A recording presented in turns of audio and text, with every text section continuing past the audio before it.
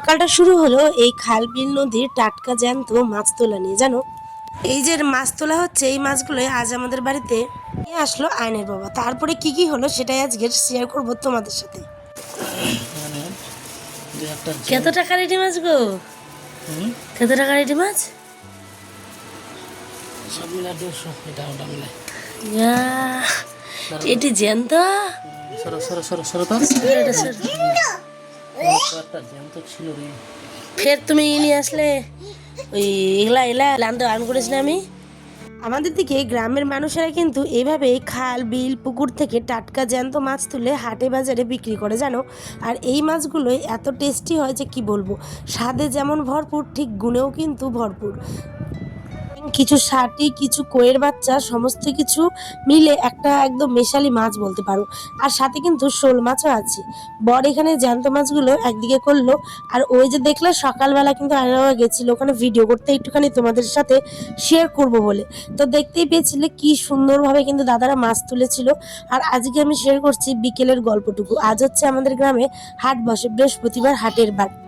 সকালে কিন্তু এই মাছগুলো চলে আসে হাটে বিক্রি করার জন্য, জানো। তো একটুখানি যেগুলো নরম সেগুলো কিন্তু আমি এখন কেটে ধুয়ে রান্না করব। যেগুলো জ্যান্ত ওইগুলো কিন্তু একদম জিলিয়ে রাখবো। তো চলো, বরকে বলছি একটুখানি আজকে সমস্ত কিছু তুমি গুছিয়ে রাখো, দেখি কেমন পারো। দেখছি দেখো, কচু, পেঁয়াজ, রসুন, সমস্ত কিছু, ঢেঁড়স, পটল সব ওই ক্যারি ব্যাগে কিন্তু প্যাক করে ফ্রিজে রাখছে, ঠিক আছে। অনেক দিন মানে হলো আমার বর কিন্তু এই কাজগুলো করেনি। আগে একা যখন থাকতো, বাইরে পড়াশুনো করতো, তখন বাজার হাট নিজেই করতো, নিজে রান্না বান্না করতো, সমস্ত কিছু কিন্তু নিজের হাতে। এখন তো বউ চলে এসছে, তাই এখন আমি করি। তো চলো এখন কি করা যাবে, মাছ এনেছে যখন করতে তো হবেই রান্না, তাই না। খাল বিল পুকুরের টাটকা মাছ খাওয়ার একটা অন্যরকমের স্বাদ। আর এই স্বাদ কিন্তু একদম ভোলার মতো নয়। তোমরা কারা কারা খেয়েছো অবশ্যই কমেন্টে জানাবে। চলে আসলাম বর্মান বাড়ি উনুন থেকে একটুখানি ছাই নিব বলে। এই ছাইগুলো দিয়ে তাড়াতাড়ি করে কাটা হয়, জানো। কারণ এই মাছগুলো প্রচুর পরিমাণে স্লিপ হয় আর হাত কেটে যাওয়ার ভয় থাকে, তাই একটুখানি ছাই নিয়ে নিলে কিন্তু মন্দ হয় না। বর্মা বলছে আমার উনুনে তো ছাই নেই, তুই নিয়ে নিলে আমি কি দিয়ে কাটবো মাছ। আমি বলছি আরও আছে, দেখো অনেকটা আছে। আমি এখানে পরিষ্কার করে কেটে নিব, ঠিক আছে। আর যেগুলো জ্যান্ত ওইগুলো 1 কেজির মতো এখানে আমি জিলিয়ে রেখেছি। এই যে দাঁড়াও দেখাই, এই যে দেখো, দেখেছো উপরে উঠে চলে আসছে। আয়ন তো দেখে খুবই খুশি। তো মাছ কিন্তু সস্তায় পাই, 150 টাকার মধ্যে 2-3 কেজি, 2-2.5 কেজি মাছ। তো কম সম ব্যাপার না, ঠিক আছে। এগুলো এখন ভেজে টেজে রেখে দিয়ে 1 সপ্তাহ এগুলোই চলে যাবে। তো গাইজ কাটাকাটি স্টার্ট করি, নইলে অনেকটা লেট হবে। এর দিন মানেই কিন্তু সমস্ত রকম ব্যস্ততা থাকেই, বুঝতে পারছো। সবজি আনা আনি গুছিয়ে রাখা মানে একটা অন্য রকমের আনন্দ বলতে পারো। তো আমাদের গ্রামে কিন্তু রোজ রোজ লোক বাজার হাট করে না। আমাদের গ্রামের দিকে কিন্তু হাট আসে, আর হাটের মধ্যে এইভাবে সুন্দর করে অনেক অনেক শাক সবজি মাছ একবারে কিনে নিয়ে আসে, যাতে 2-3 দিন খাওয়া যায়, বুঝতে পারলে। তো চলো এখন মাছগুলোকে চটপট করে কেটে নিই। বরের প্রচণ্ড খিদে পেয়েছে, আর আমার বর কিন্তু সে সকালে খেয়েছে, আর সাথে ছেলেকে আমি অবশ্য বিকেলে খাইয়েছি। যাই হোক চলো, অনেক কথা বলেছি, এবার মাছগুলোকে চটপট করে কেটে নিই গো।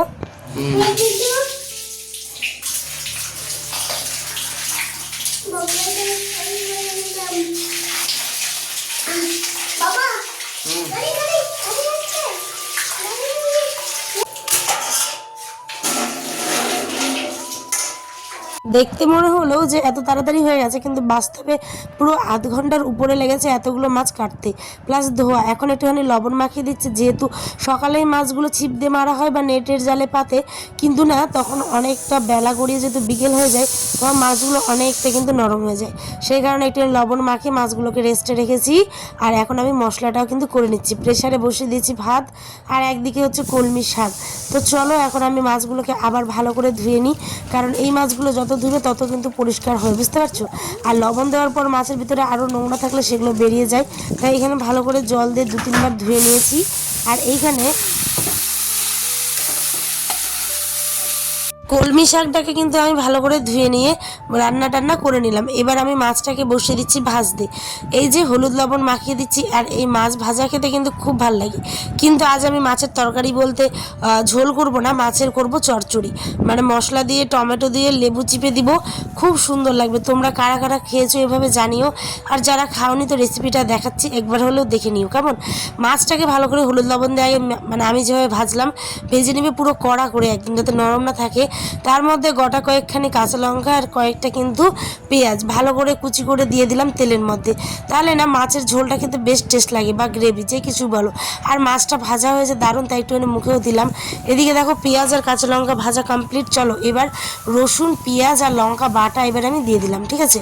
যে যেরকম ঝাল খাও তেমনটাই দিবে। আর তারপরে মা ফোন করেছিল, ওর মধ্যে আমি কিন্তু স্কিপ করে গেছি হচ্ছে টমেটোটা দেওয়া, তাই তোমাদের বলে দিলাম। এখানে 2টা টমেটোও দিয়ে দিয়েছি। এবার মশলাটা আমি কিন্তু ভালো করে কষিয়ে নিয়ে দিয়ে দিলাম হচ্ছে মাছগুলো এবার হালকা করে কষাবো আর একটুখানি জল দিব।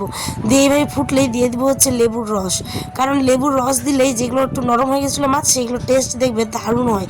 আর টকটকলো ভাত দিয়ে খেতেও খুব টেস্ট লাগে। তো আমাদের রান্নাবান্না হওয়ার পর দেখো ফাইনালি এইভাবে মাছটা রান্না করেছি, পুরো চচ্চড়ি টাইপের, আর সাথে করেছি কলমি শাকের ভাজা।